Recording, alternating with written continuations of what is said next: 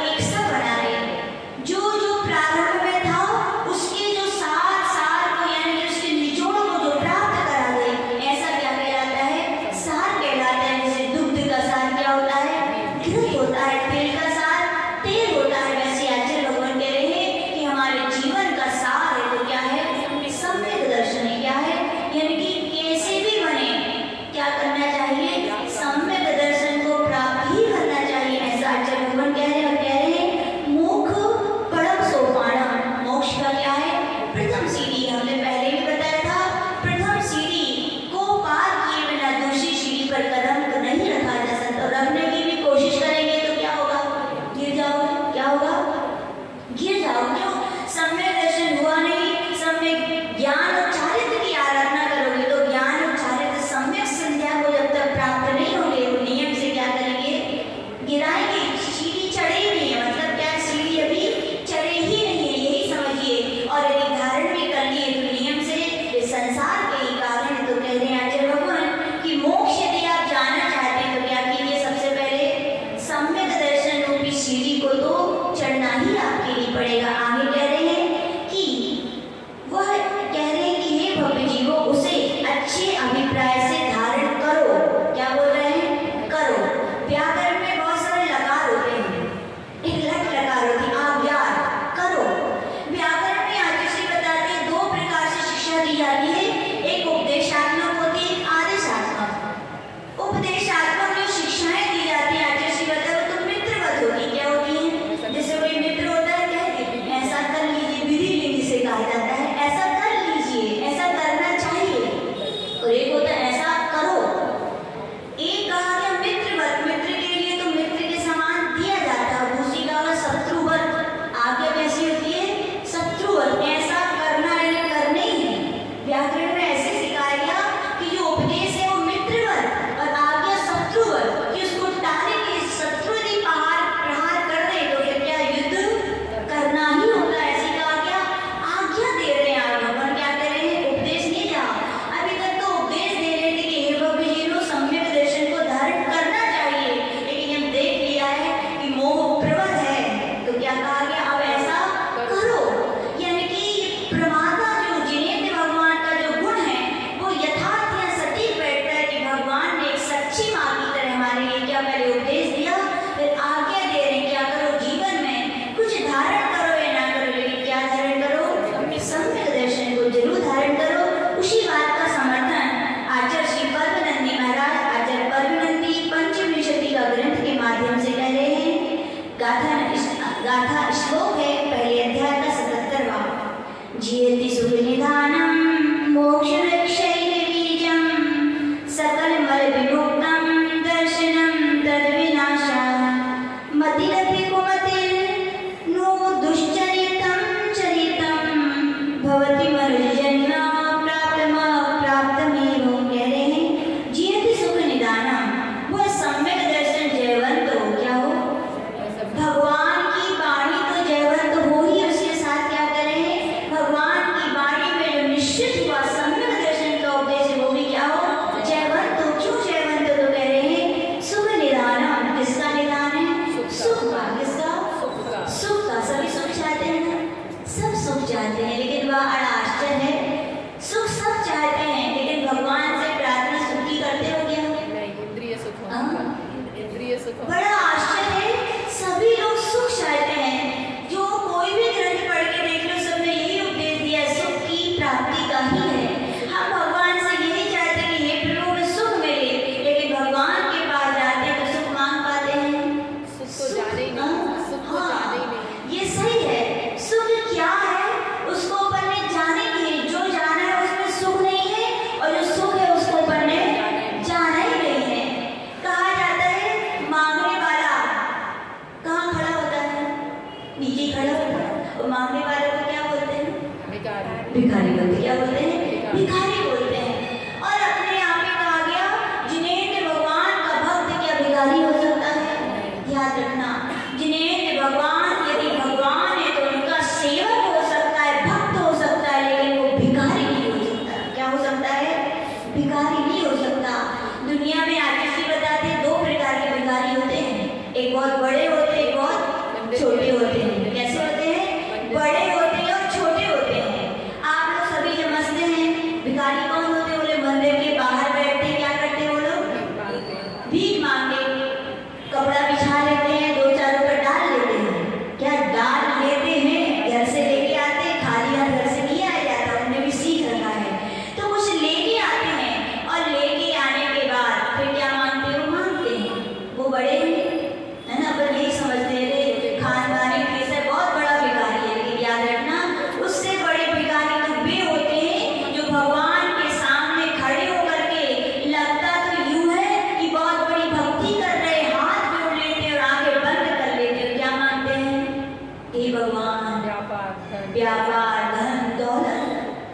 रखना, बड़ी इस भूल है ये, क्या है, अपनी बहुत बड़ी भूल है। कहा गया है श्लोक में, इसमें आचार्य भगवान पूज्यपाद महाराज कह रहे हैं, जिसके पास जो होता है भैया वो उसी को ही दे पाएगा, है कि नहीं? कोई सुनार की दुकान हो तो भैया कपड़ा दे दो भाई, तो हंसोगे कैसे भैया हो? तो कभी लगता है पर ऐसा यदि कोई व्यक्ति करता है तो उसकी भूल पर हंसते हैं, और अपन अपनी भूल पर कभी नहीं हंसते, लेकिन भगवान मुस्कुराते हैं। भगवान मुस्कुराते हैं कि नहीं? देखो भगवान की छवि, अपन खाली यही देख के चले जाते हैं कि भगवान मुस्कुरा रहे हैं भगवान, लेकिन पूछो भगवान से, भगवान आप क्यों मुस्कुरा रहे हैं? तो याद रखना, जैसे हम पर व्यक्तियों की भूल को देखकर मुस्कुराते हैं, और भगवान अपनी हम सबकी भूल को देखकर मुस्कुराते हैं कि देखो हम वीतरागता के धनी हैं, वीतरागता ही हमारा सब कुछ है, वीतरागता ही खजाना हमारे पास है, और तुम सब आते हो तो क्या मानते हो? राग की वस्तुएं मानते हो। तो बोले कहाँ मिलेगी? तो भगवान की इस मुस्कान से भी शिक्षा ले रहे हैं। भगवान कह रहे हैं जो अब तक मांगा अब उसको अपन को नहीं मांगना है, जो नहीं मांगा वो क्या है? आत्मिक सुख है। वो कहाँ है? कहाँ है? हमारे हाँ? कहाँ है? वैसे ही है जैसे कोई भिखारी बैठा हो, जिंदगी भर भीख मांगे, और जब वो देहांत को प्राप्त हो गया, उसकी जगह खोदी गई, जहाँ वो बैठता था तो नीचे क्या गड़ा हुआ था? जैसे रजनी आंटी क्या निकला हुआ है, रजनी आंटी ऐसे ही खड़ा था वहाँ पर। रजनी आंटी में कई लोग पुण्य आत्मा जी में ऐसे होते हैं। क्या है ये? पुण्य है। ये मत समझना कि कहाँ से आ गया, कैसे आ गया, पुण्य है। पुण्य आत्मा जीवों को बिना पुरुषार्थ के भी धन की प्राप्ति क्या होती है? स्वयं होती है। अनेक ग्रंथों को उठा के देख लेना, उन प्रद्युम्न चरित्र के लिए, धन्य कुमार के लिए प्रद्युम्न, कितने सारे उदाहरण बड़े भरे पड़े हुए हैं कि पुण्यवान व्यक्ति जहाँ जाता है उसके लिए क्या मिलता है? मिट्टी भी खोदे किसान के साथ तो भी क्या मिले? घड़ा मिल जाए, सोना मिल जाए, और बड़ी बड़ी खदानें लगवाने वाले हाथ मलते रह जाए। किसकी है? सब पुण्य की महिमा है। तो आचार्य भगवान कह रहे हैं, क्या कह रहे हैं कि सुख का खजाना हमारे अंदर ही है, उसी सुख की हमें क्या करनी है? तलाश करनी है। तो आचार्य भगवान कह रहे हैं उस सुख का निधान क्या है? तो बोल रहे क्या है? वो सम्यक दर्शन है। क्यों सुख का निधान है? देखो सुख तो, अनंत सुख तो जब मिलेगा जब सिद्धत्व पद की प्राप्ति होगी, लेकिन सम्यक दर्शन जब जीवन में आता है तो एक समता रूपी सुख आ जाता है। आता है कि नहीं आता? अवश्य आता है। समता रूपी सुख अपने आप उसका झरना बहने लगता है, उसकी परिणति में इतना अंतर आने लगता है कि वो सुख में भी क्या, लौकिक सुख में भी भूलता नहीं है। क्योंकि याद रखना, लौकिक ज्यादा सुख हो जाता है, जब आदमी खुश हो जाता है तो खुशी नहीं, वो संक्लेश का है। वो भी क्या है? संक्लेश का है। ज्यादा पुण्योदय में भी जीव संक्लेशता में चला जाता है, और पाप के उदय में तो जीव संक्लेशता में चला ही जाता है। लेकिन कौन जाता है? याद रखना, कौन जाएगा? मिथ्या दृष्टि जाएगा। कौन जाएगा? सम्यक दृष्टि तो होगा, वो क्या होगा? वो तो समता परिणामी होगा। क्या होगा? समता परिणामी। क्या? सबसे बड़ा धर्म कहा गया क्या है? समता। चाहे साधु जीवन हो चाहे साधक जीवन हो, समता है तो कहा गया समता जीवन का, साधना का प्राण है। क्या है? एक बार एक महाराज के पास आचार्य जी दृष्टांत सुनाते हैं। एक व्यक्ति आया, बोले महाराज हमें धर्म का उपदेश दे दीजिए। तो महाराज ने तो आचार्य अमृतचंद महाराज के अनुसार सबसे पहले किसका उपदेश दिया? मुनि धर्म का ही उपदेश दिया। जब उसने अपनी असमर्थता प्रकट कर दी कि हे प्रभु, हम इतना पालन करने में समर्थ नहीं है, हमें तो आप छोटा वाला बताइए धर्म। तो उन्होंने कहा ग्रस्त धर्म का पालन करो। बोले मैं तो करता हूँ। बोले और कुछ धर्म की शिक्षा दीजिए।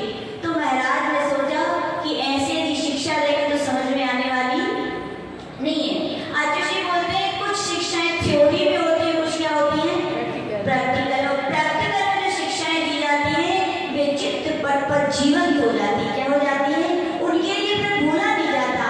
तो सेठ महाराज ने कहा कि सेठ जी, अमुक गांव के अमुक सेठ जी हैं, आप उनके पास जाना, उनसे आपको क्या मिलेगी? धर्म मिलेगा। क्या मिलेगा आपको? वहाँ धर्म मिलेगा। बोले ठीक है, कहाँ रहते हैं? झांसी के हो गए, झांसी में है कहाँ जैसे सेठ जी? बोले माता जी दीपक लगे ढूंढने पड़ेगा। अब देख लेते कैसे सेठ जी हैं वो। तो सेठ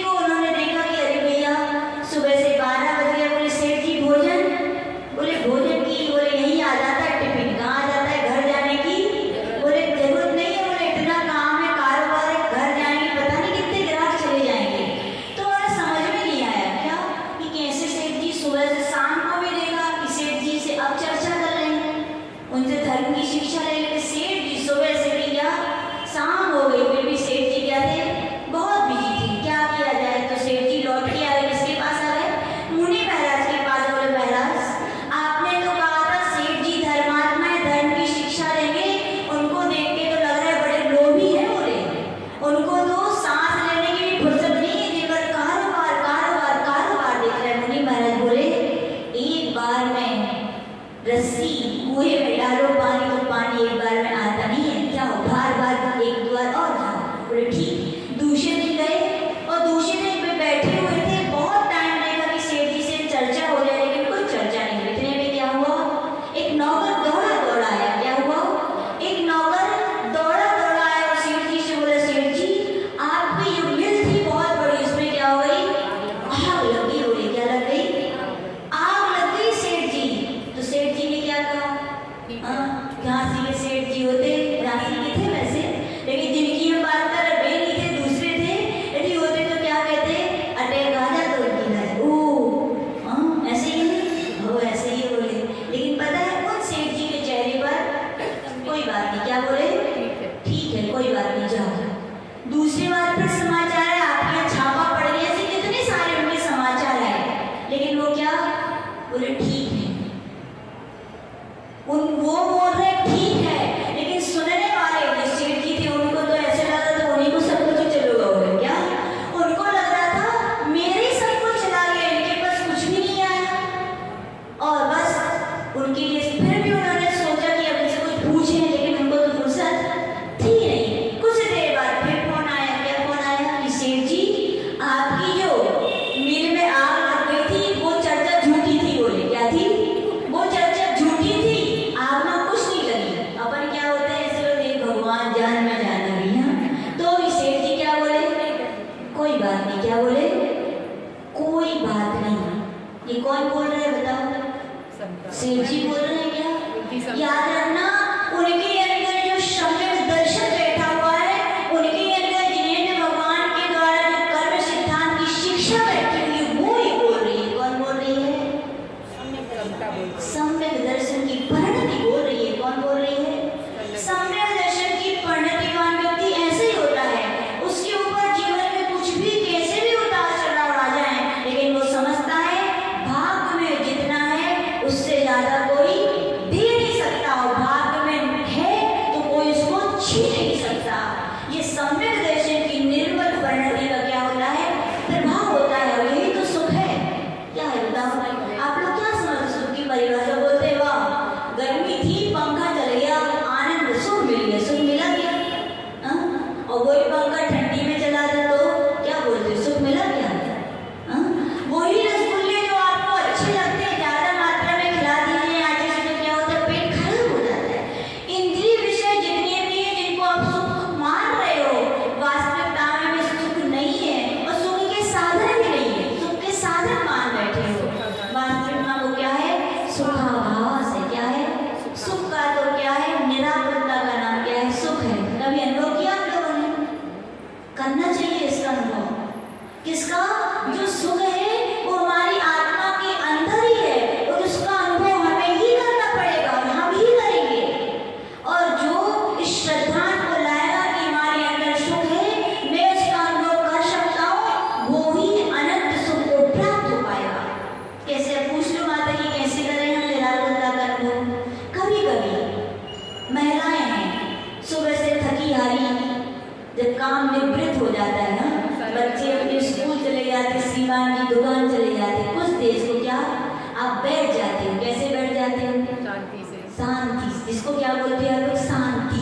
लेकिन शांति कैसी, जब मन में आपको सोचो ना, यानी कि आगे की प्लानिंग ना हो, कुछ भी प्लानिंग मत करो, बस यही सोचो कि अब सब हो गया, कृत हो गए, तो यही सोचो उस समय क्या, घर के कार्यों से, इसके कार्यों से, उस समय तत्जन्य कार्यों से हम कृत हो गए।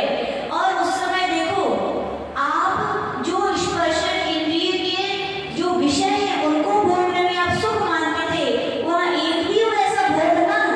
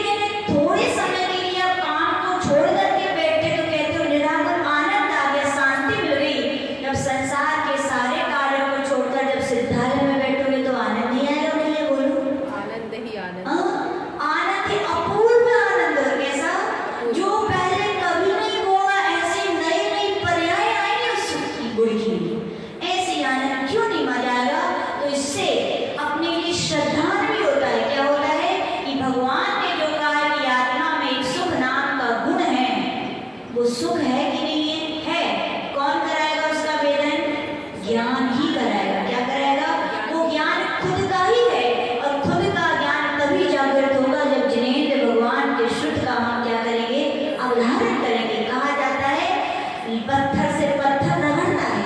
यद्यपि ज्ञान हमारे अंदर ही है, लेकिन कहा जाता है दीपक से दीपक जलता है। जला हुआ दीपक आ जाए तो बुझा हुआ दीपक जल जाता है। हमारा दीपक यद्यपि बुझा हुआ है, कुछ मायने में आवरण की अपेक्षा पूरा नहीं है। ये तो ज्ञान के स्वभाव का ही अभाव हो जाएगा। कुछ मात्रा में मोटे तौर पर मान लीजिए, और इसको जागृत करना है तो आचार्य भगवान कह रहे क्या करो, जिनेंद्र भगवान की देशना को सुनो। उस ज्ञान से तुम्हारा जो दीपक है वो क्या हो जाएगा, प्रज्वलित हो जाएगा। उस दीपक से ही सम्यक दर्शन का ऐसा दीप जलेगा जो ज्ञान की ऐसी वृद्धि करेगा। वो ज्ञान ही आपके लिए सुख का क्या कराएगा, वेदन कराएगा। याद रखना, कौन कराएगा वेदन? सुख हमारे अंदर ही है। किसकी कमी है हमारे अंदर? ज्ञान की। किसकी है?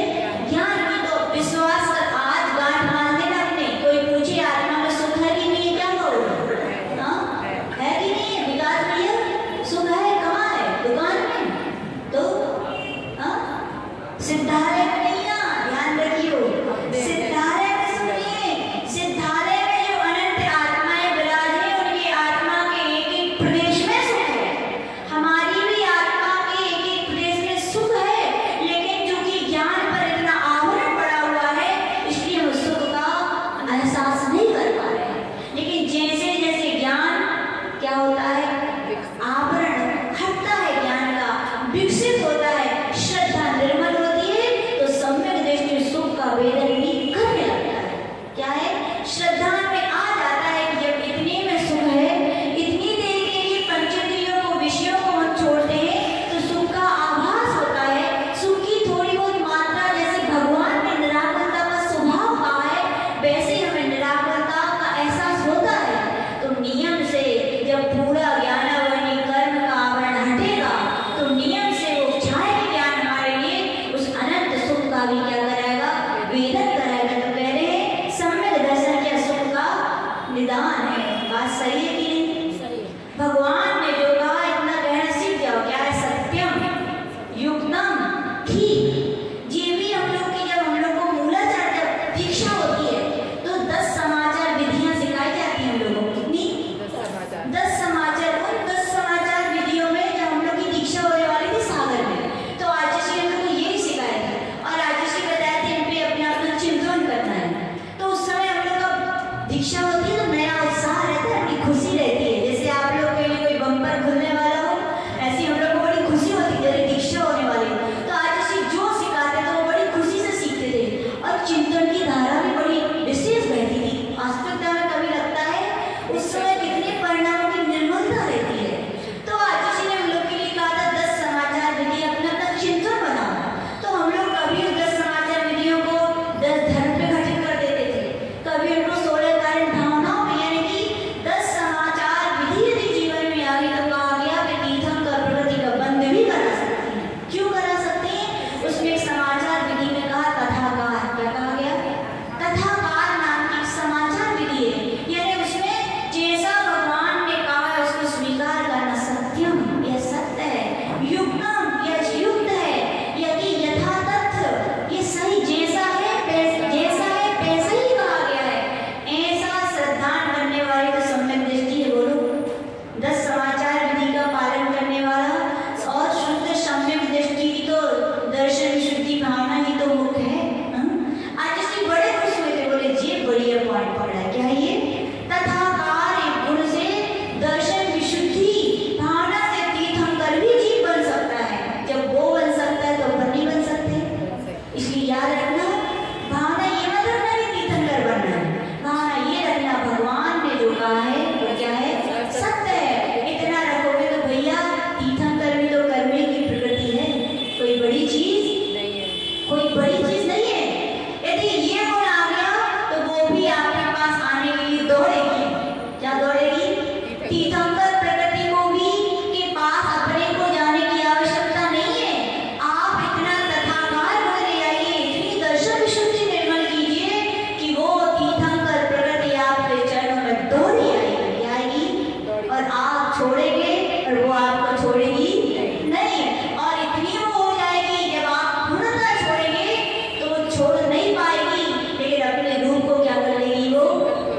परिवर्तित कर देगी, अनंत चतुष्टय में क्या हो जाएगी, परिवर्तित हो जाएगी, लेकिन छोड़ेगी नहीं। तो आचार्य भगवान यही कह रहे हैं कि सम्यक दर्शन क्या सुख का विधान है। सुख चाहते हो इसकी प्राप्ति करो, धन की, चक्रवर्ती पद की नहीं, धर्मात्मा चक्रवर्ती पद भी नहीं चाहता हो, तो यही कहता है हे भगवान सम्यक दर्शन के साथ नरकों का दुख ही मुझे श्रेष्ठ है, लेकिन सम्यक दर्शन के बिना ग्रहवीय के सुख भी मुझे मंजूर नहीं है। नहीं चाहिए। क्यों? क्योंकि वे ग्रहवीय के सुख मिथ्यात्व के साथ फिर हमारे निगोद में जाके ले जाएंगे, और सम्यक दर्शन से साथ दुखों की वो वेदना, वेदन तो होगा लेकिन वो तत्जन्य अपनी परिणति को परिणत नहीं करेगा। क्या वेदना तो होगा, कर्म का उदय, दुख तो स्नानी को होगा, भूख रहा है, लेकिन वो तत्जन्य जैसे मिथ्या दृष्टि जीव कर्मों का संक्लिष्टता में बंद करता है, वैसे वो बंद नहीं करता। किसकी महिमा है? सम्यक दर्शन किए। तो यही कह रहे हैं कि जीवन में क्या हो रहा है, जयति सुख निदान, ऐसा सम्यक दर्शन जो सुख का निदान हो क्या हो, जयवंत हो। कहाँ? तीनों कालों में क्या हो, और तीनों लोकों में क्या हो, तीनों कालों में, तीनों लोकों में जयवंत हो। तो कौन हो? सम्यक दर्शन कह रहे हो। कैसा है? मोक्ष वृक्षैः भुजम्, मोक्ष रूपी वृक्ष का एक बीज कहा। बीज कितने होते हैं याद रखना, वृक्ष को उत्पन्न करने के लिए एक बीज ही काफी है, और उस एक बीज से, एक वृक्ष से नाना प्रकार के बीज उत्पन्न हो जाएंगे। मतलब एक सम्यक दर्शन आ गया तो जीवन में ऐसे ऐसे अपने आप गुण प्रकट हो जाएंगे। क्या हो जाएंगे? ज्ञान का किसी के पास नहीं है क्या बताओ? सबके पास है। चारित्र है कि नहीं है? सब कुछ है अपने पास, सुख भी है, सब कुछ है, लेकिन उसका एहसास कराने वाला, उसको सम्यक प्रकार से वेदन कराने वाले की कोई है तो क्या है वो? सम्यक दर्शन है। अब देख लीजिए वहां पर गौतम गढ़धर जो इंद्रभूति थे पहले, कितना ज्ञान था, पढ़ो प्रद्युम्न की टीका में लिखा है 18 मनु शास्त्र उनके जो अदरकाश में होते हैं, वेद 18 वेद 6 व्याकरण, कितना प्रकार से वर्णन दिया है। अपार ज्ञान का धारी था। ज्ञानी था कि अज्ञानी था? वास्तव में तो अज्ञानी था। अज्ञानी था। क्यों? इतना सारा ज्ञान होने पर भी सम्यक श्रद्धा नहीं था, सम्यक दर्शन यानी निश्चय का अभाव था भी। क्या था? निज आत्मस्वरूप का भान नहीं था, निज आत्मकल्याण की भावना नहीं थी, निश्चय का अभाव था। तो उसका वो ज्ञान क्या था? अज्ञान था। क्या कहा गया? बहुत सारा द्वार सांग का पाठी होकर भी सम्यक दर्शन नहीं है तो कहा गया वो अज्ञान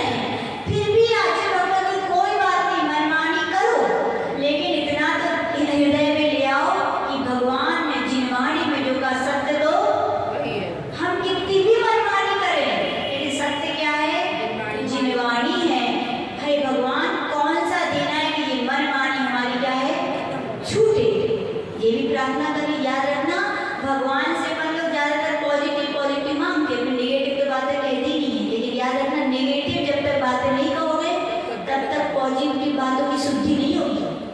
कहने का तात्पर्य समझे? जैसे गेहूं होता है जब घर में आता है, कोई नई बहू हो और सासू माँ कहते हैं बेटा ये तो छान नहीं हो, अब बहू को ज्ञान होना चाहिए किसका, कंकड़ क्या है और गेहूं क्या है। नहीं तो ऐसा ना हो तो बे कंकड़ कंकड़ लग ले और गेहूं गेहूं छोड़ दे। तो कहा गया कि हे अपारे ज्ञान तो दोनों का होना चाहिए। फिर आगे जाकर हे को क्या करना चाहिए, छांट करके धीरे से क्या करते हो, कंकड़ को रख लेते हो, काम आएंगे, क्या करते हो, धीरे से अलग कर देते हो ना।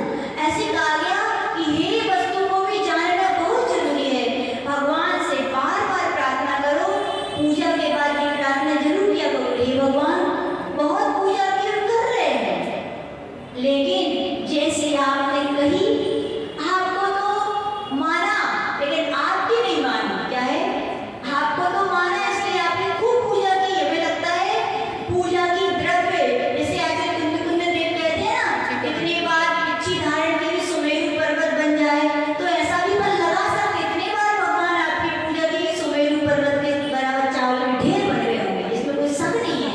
लेकिन क्या है, आपको तो माना इसलिए आपकी पूजा की, तर नहीं पाए। फिर भी क्यों नहीं तर पाए, क्योंकि आपकी नहीं मानी। अब भगवान ऐसी सद्बुद्धि दो, बुद्धि दो, जो हमने ना मानने के बीज बोए। क्या बोए, ना मानने के बीज किसने बोए बताओ। कभी कभी लोग खुद कह जाते माता जी सब सुनते हैं लेकिन मन नहीं मानता। क्या नहीं मानता, मन नहीं मानता। सब सुन लेते हैं, लगता है सही है, लेकिन मन पता नहीं मानता नहीं। क्यों, क्योंकि आपने बीज ऐसी बोए। क्या बोए हैं, ऐसी बोए, लेकिन फिर भी मन ना माने। तो बताओ जब बीमार हो जाते हो भूख लगती है कि नहीं लगती, बीमारी में भूख नहीं लगती, भोजन नहीं रुचता, फिर भी खाते हो कि नहीं खाते हो, खाते हो कि नहीं, जितना है खाते हो। ऐसे आचार्य भगवान कह रहे अनादिकाल के दर्शन मोहिनी के मिथ्यात्व में ऐसी संस्कार हम सुनते हैं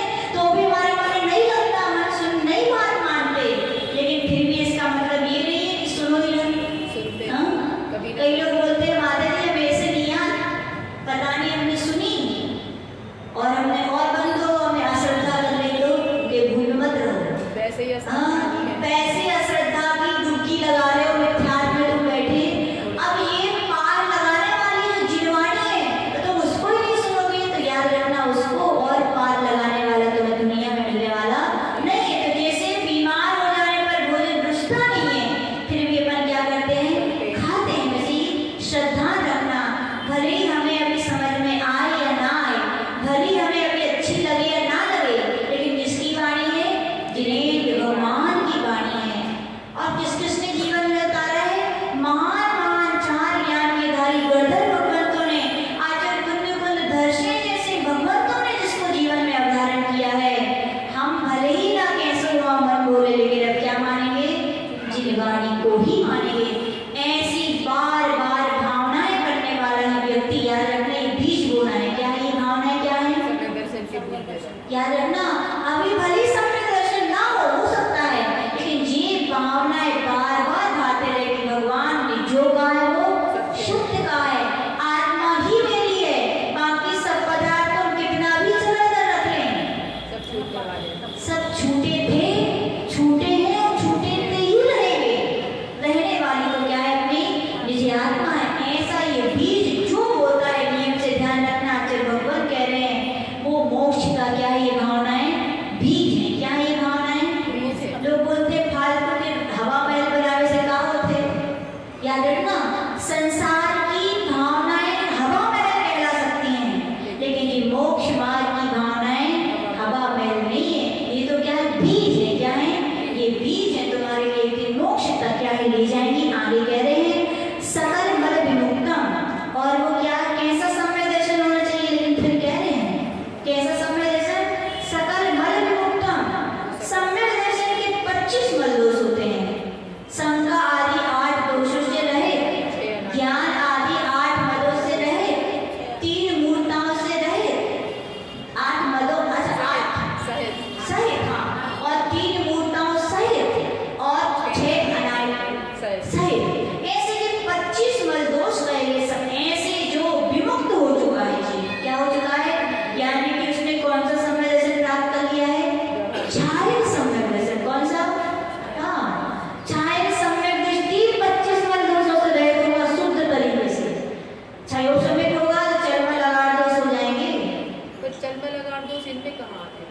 आगे भी यदि अपन शुद्धता की अपेक्षा से कथन कर ले तो आचार्य भगवान के समस्त मलों से अभी नहीं है, हो सकता है सोच समय जैसे की स्थिति खत्म हो जाए, छूट जाए, फिर तो मल दोष तो हो सकता है।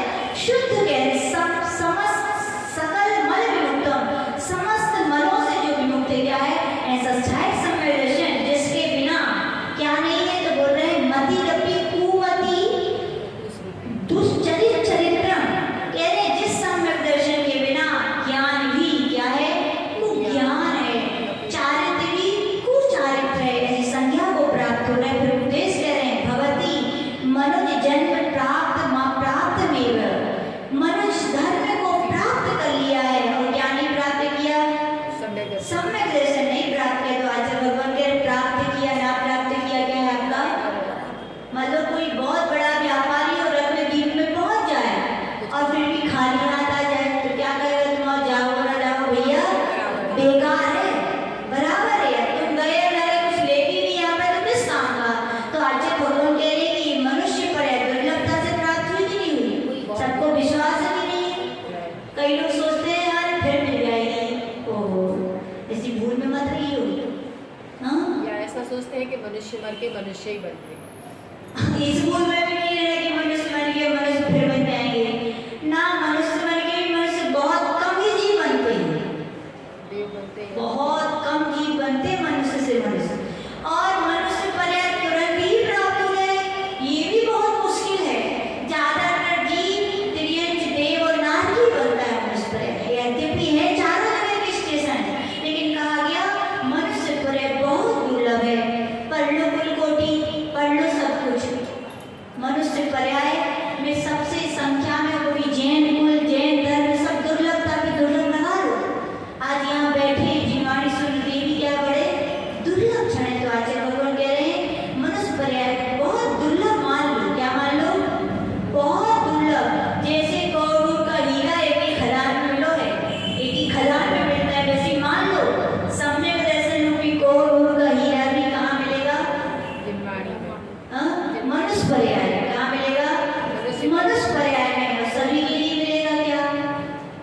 इस भूल में भी मत रहना कि हमें तो इतना सुनते हैं, ये मत सोचना कि मिल जाएगा, लेकिन श्रद्धा यही रखना क्या, हे प्रभु हम सम्यक दृष्टि ही हैं, क्या श्रद्धा करना है, हम सम्यक दृष्टि है, क्यों है, हम भगवान ने जो कहा अब तक नहीं मानते थे लेकिन अब मानते हैं और मानेंगे, जिनवाणी पर श्रद्धा करते हैं और करते रहेंगे। ज्यादा कुछ हो पाए ना हो पाए लेकिन इतना जिन्हें भगवान ने कहा इसको तो हम जरूर मानेंगे। तो ऐसी मनुष्य जीवन को सफल बनाने वाला जो सारभूत चीज है तो क्या है वो सम्यक दर्शन है। इसके विषय में अपन आगे कल सुनेंगे। जो